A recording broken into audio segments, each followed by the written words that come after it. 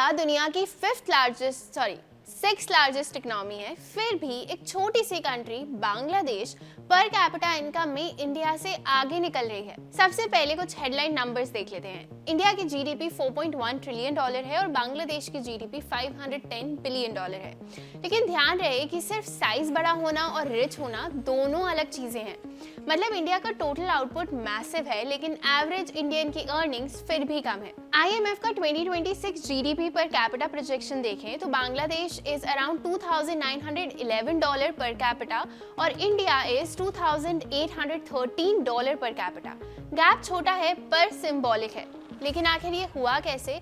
चलिए इसके पीछे के रीजंस पता करते हैं। सबसे पहले तो बांग्लादेश का सबसे बड़ा स्ट्रेंथ है garment exports. Bangladesh textile export लगभग $40 बिलियन के आसपास है। बांग्लादेश का फोकस रेजर शार्प है, low cost manufacturing, high global integration and stable export pipeline. दूसरा, उनका फीमेल वर्कफोर्स पार्टिसिपेशन, ये सबसे इग्नोर्ड पर पावरफुल ड्राइवर है। बांग्लादेश में फीमेल लेबर पार्टिसिपेशन 39% है, जबकि इंडिया में ये 32% है। ये डिफरेंस बहुत बड़ा है। Garment sector millions of women को वर्कफोर्स में लेकर आया, जिससे इनकम पर हाउस होल्ड इंक्रीज हुई है और कंजम्पशन बढ़ा है। ये डायरेक्टली पर कैपिटा इनकम को पुश करता है। इंडिया में हमारे लिए यहाँ अभी भी हाई स्कोप ऑफ इम्प्रूवमेंट है। तीसरा, करेंसी मूवमेंट। सिर्फ लास्ट ईयर में इंडियन रुपी डॉलर के अगेंस्ट 10% गिर गया है। इसी पीरियड में बांग्लादेश टाका डॉलर के अगेंस्ट स्टेबल रहा, लेकिन अब पर कैपिटा इनकम तो USD में मेजर होती है।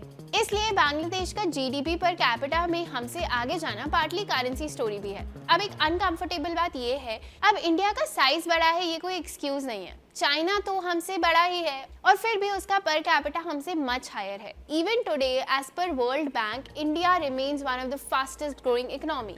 यानी कि इंडिया ग्रो तो कर रहा है, पर क्या ये इवनली डिस्ट्रीब्यूट हो रहा है? सिल्वर लाइनिंग ये है कि IMF का कहना है कि ये गैप टेम्परेरी हो सकता है, because India is expected to overtake again in next 1-2 years, क्योंकि we are one of the fastest growing economy in the world. हमारी डिजिटल इकोनॉमी स्केल कर रही है, लेकिन जब तक ये इंप्रूव नहीं होता तब तक ये हेडलाइन अनकंफर्टेबल रहेगी। आपका क्या मानना है, हमें कॉमेंट्स में बताइए। Investments in securities market are subject to market risks. Read all the related documents carefully before investing.